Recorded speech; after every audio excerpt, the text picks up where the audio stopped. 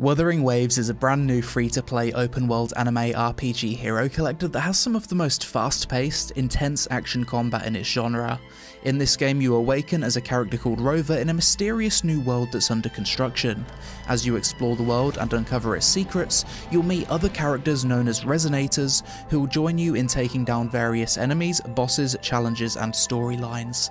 During combat you can build teams of 3 Resonators, swapping each of them in and out of combat, utilising their intro and outro skills, rotating ultimate abilities, resonance abilities and my favourite of all, the echo abilities. Throughout the world in Wuthering Waves you'll encounter tons of monsters known as Tacit Discords, or TDs in short. Sometimes when you kill them you'll be able to absorb their echo.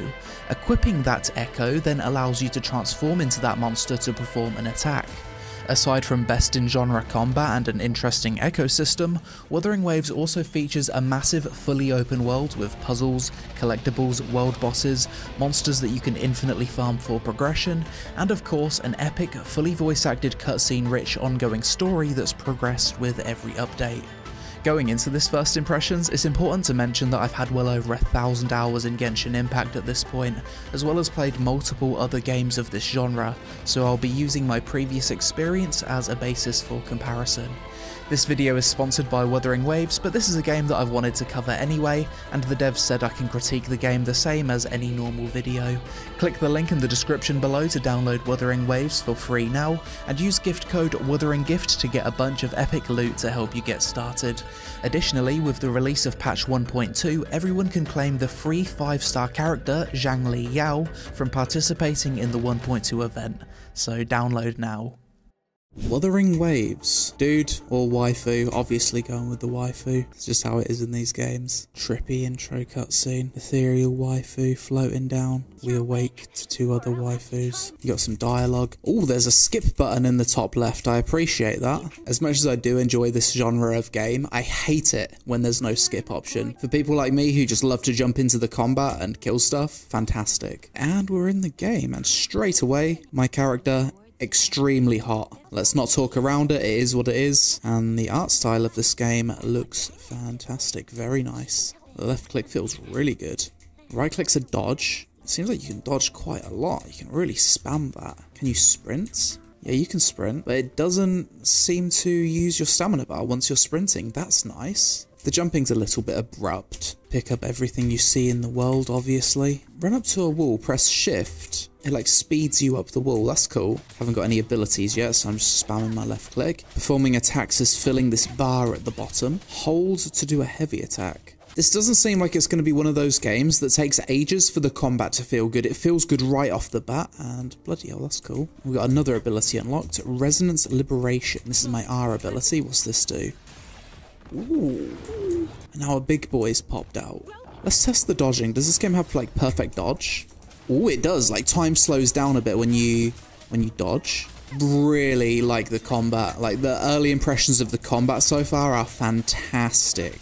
This game actually allows you to hide the UI during cutscenes whilst the characters are talking. This is really nice. Like if there's like a nice scene where you could take a cool screenshot or something. My YouTube brain is telling me that this is very good for thumbnails. Glider module. Okay. Let me guess what. I'll just double jump.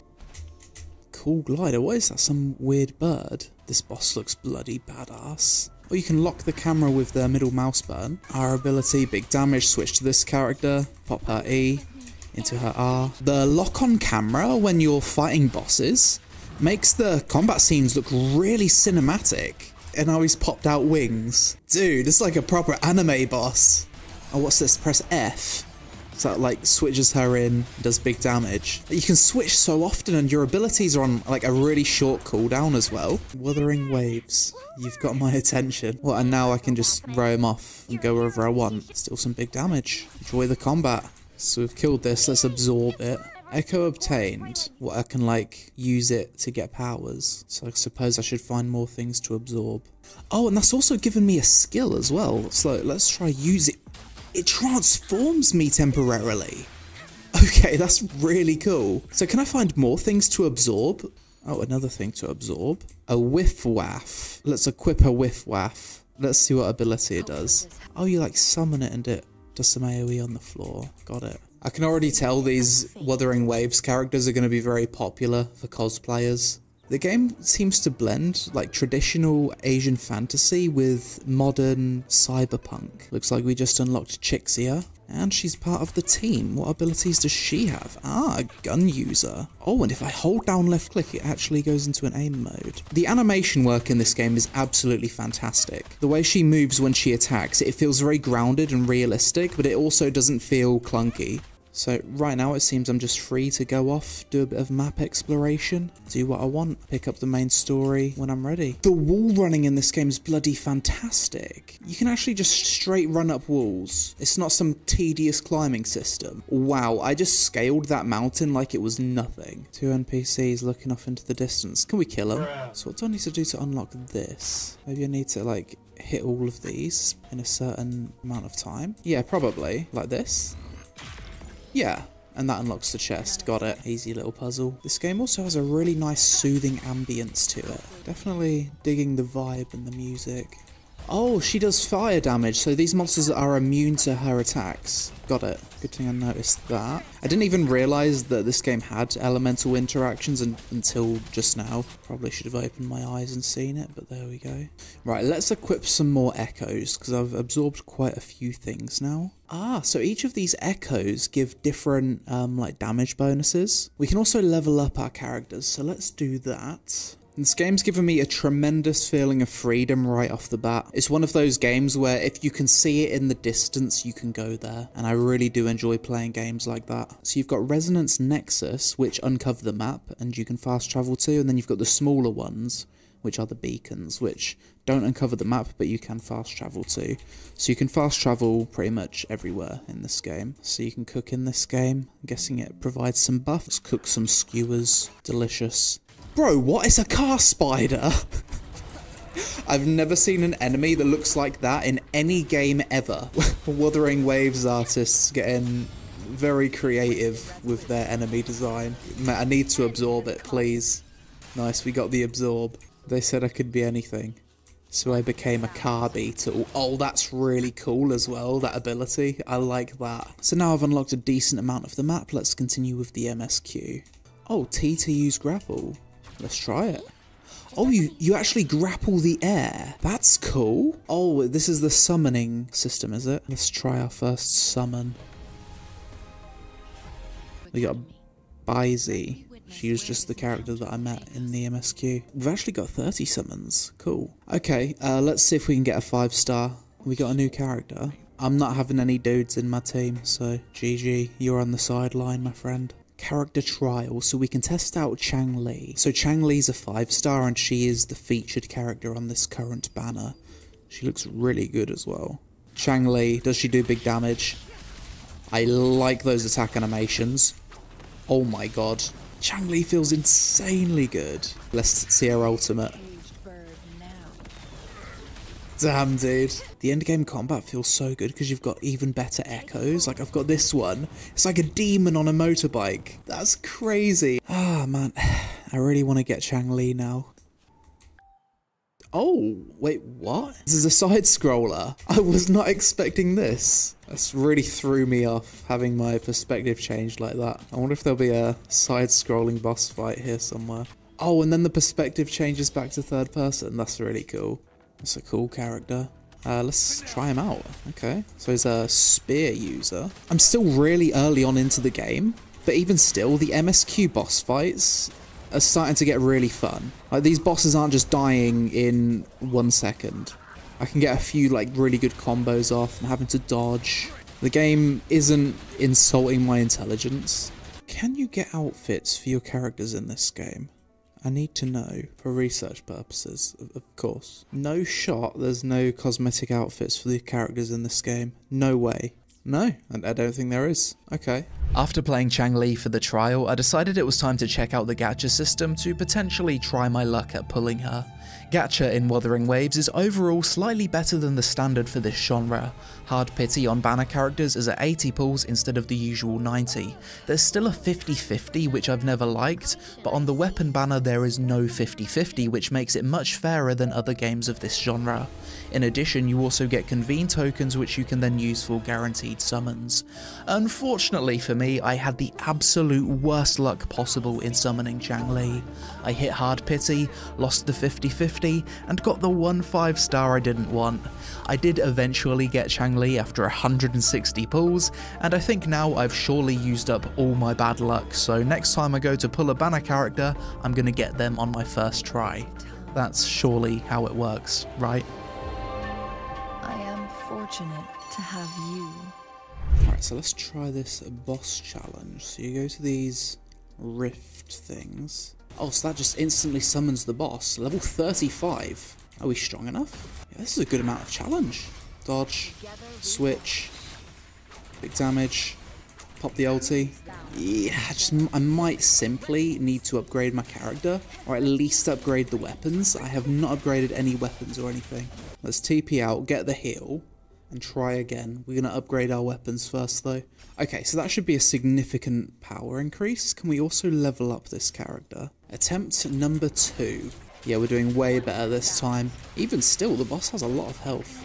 And this is intense. First time challenge complete. GG. Oh, we can absorb him. Oh, that's cool.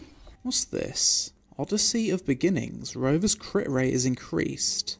Oh, I probably got that for progressing. That's like starring her up. Okay. So now she's 1 star and she can be 6 stars. Okay. So we've arrived at some meadow. Another new character introduced to us. Every flower character is usually very powerful. So I'm assuming this one's OP and it's a lolly. So it's probably S tier, isn't it? I feel like this game's world map needs a little bit of work because you just simply cannot see all of the different levels. I've been running around the mountain for like 10 minutes trying to get to this boss, can't find it. So I searched how to get to this boss on YouTube and this video has 401,000 views. So pretty much everyone who's tried to get to this boss has had to YouTube guide it. Literally everyone in the comments just trying to find the boss and can't find it. And this has been like the 5th boss that I've had to YouTube guide how to get to. So this is going to be my first Tacet field, and this will give me a bunch of echoes. Yeah, I'm doing so much more damage now that I've upgraded all my characters. Infinitely better. Challenge complete. We made quick work of that. Okay, so what do we get for this? We got an epic echo. New function unlocked, co-op mode. Okay, cool. There's actually a decent amount of timing to the combat in this game. Like, you can't just spam your abilities, it doesn't work as well. You kind of need to delay your attacks sometimes. Enter Heart of the Crownless. So this is surely going to be an epic boss fight soon. I'm going to absorb you, my friend. Easiest dodges of my life. What's this, F? And press F on him? We're just going to execute him? Did we just one combo that boss? Nah, that's phase 1 surely. We took him down a little bit too quickly there. Menacing eye staring at me. Another entity will emerge from it. I guess this is my phase 2.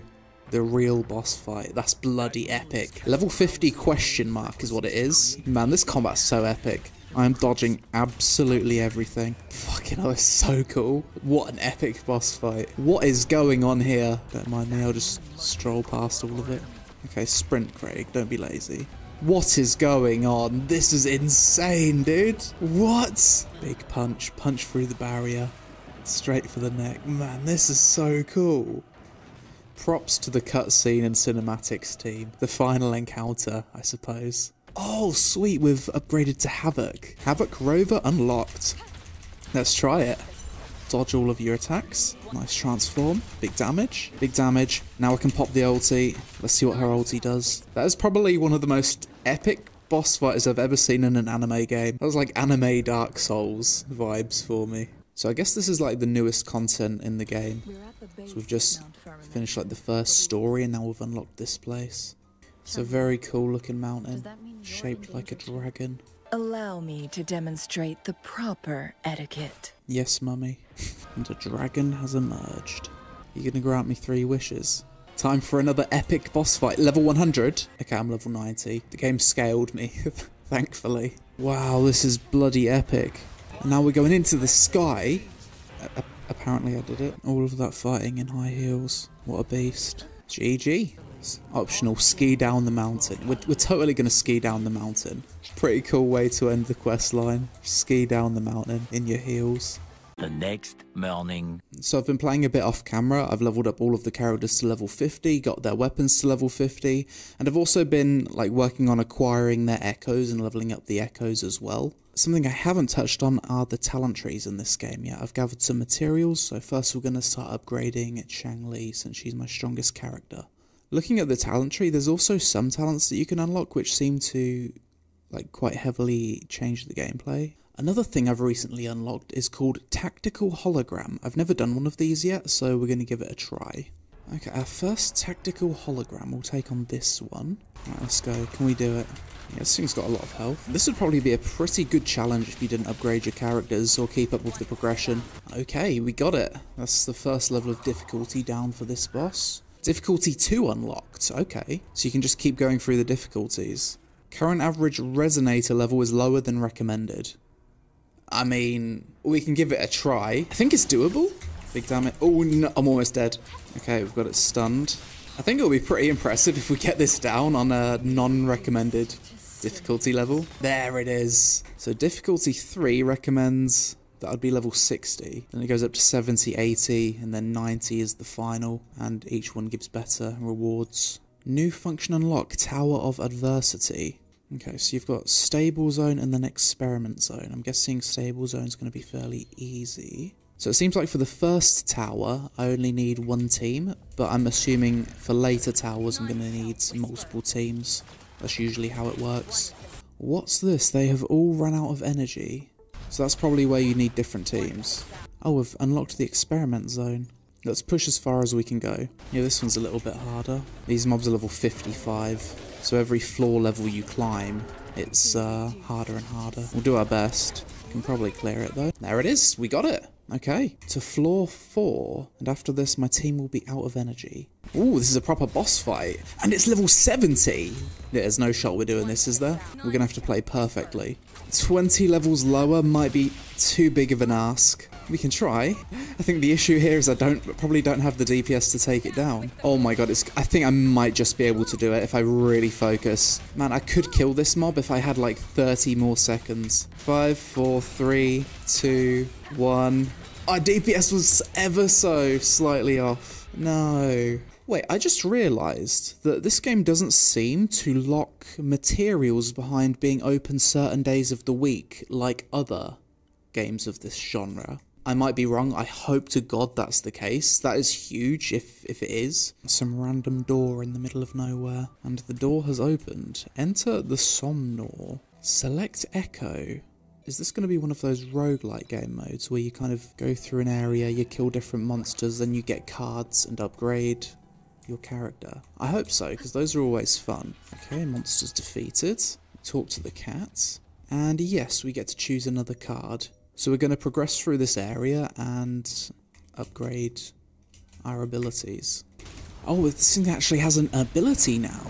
So it's a full-on transform with actual abilities. It has an E. Challenge complete. That was really cool. So now I've fully unlocked this piece of content. So let's do it normally, because previously I was just doing the tutorial. If I click here, it seems like I can spend these memory points on a talent tree. And that's going to be a progression system specifically for this piece of content. Okay, I can't actually unlock anything right now.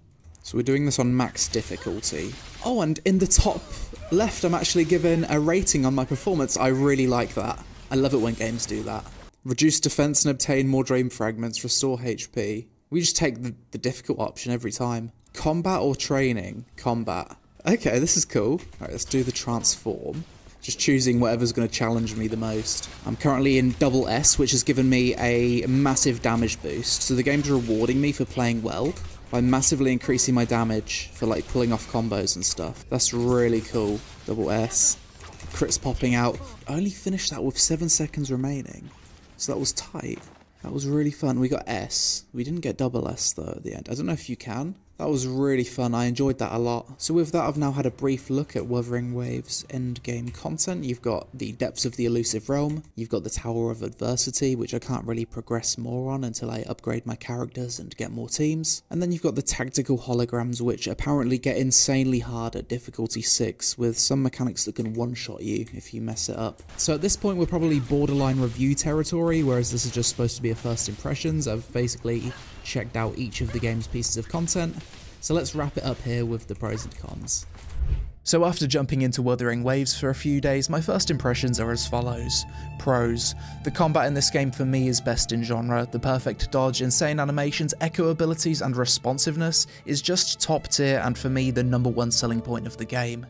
Movement feels really good, no tedious climbing, you can run up walls, grapple and traverse the world with ease. Sprinting also doesn't consume stamina, which is really nice. I really like that the echoes can be infinitely farmed in the open world. Other games of this genre just stop you progressing when you've used up all your daily currency, but in WuWa you can actually grind mobs, which I really like. The gacha in this game is much more fair compared to other games of this genre. Hard pity is at 80 pulls, the weapon banner has no 50-50 at hard pity, you can use convene tokens to get copies of the banner hero, and new players will basically get 3 5-star characters within a few days of playing the game, with one of them being a selector. Additionally, in patch 1.2 the devs are giving everyone another free 5-star called Zhangli Yao, which is definitely a nice surprise. The game seems to actually have some engaging and difficult boss fights at endgame, it has a nice soundtrack. If you don't really care about story, the game has a skip button, which I really appreciate, especially for side quests. From Act 5 onwards, the cinematics, voice acting and story become quite impressive, and the game has some absolutely awe-inspiring story boss fights. The end of Act 6 and Act 7 blew my mind. Cons. If you don't like gacha systems, then this game probably isn't for you. The early story, pre-Act 5, is really confusing and quite boring. However, like I said, things do pick up in Act 6 and 7. I personally find it kind of annoying that the game uses such confusing terminology to describe things. A monster in this game is a tacet discord. Characters are called resonators, we equip echoes, we farm tacet fields and holograms to level up our Pioneer podcast for rewards. Like, bro, imagine saying all that to a new player. This terminology made it especially hard for me to wrap my head around the story early on. So far, elements in this game don't seem to have a massive impact to the gameplay. I was expecting some status effects or something to give you a reason to make team comps with different elements, but so far that doesn't seem to be the case. Overall, I think Wuthering Waves is a fantastic anime gacha RPG for people like me who care about gameplay far above everything else, and I think this is a game that I'm going to keep playing. Where Wuthering Waves falls short seems to be in its early content, stuff that was probably developed years ago, but as you progress to the newer content, things like story, cutscenes, voice acting, and world design do improve quite a bit. This game fixes a lot of things that annoy me in other gacha games, such as tedious climbing mechanics, stamina consumption for sprinting, resources only being farmable on certain days of the week, unfair weapon banner gacha, no option to skip dialogue even for side quests, and not having anything meaningful to grind once I've used up my daily activity energy. So for those reasons, I think you should give Wuthering Waves a try.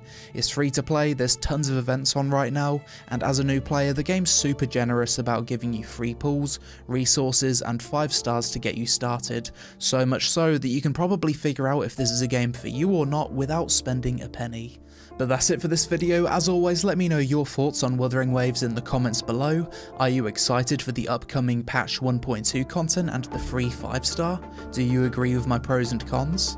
Shout out to the devs for sponsoring this video, and don't forget to click my link to download the game and use code WutheringGift for free loot.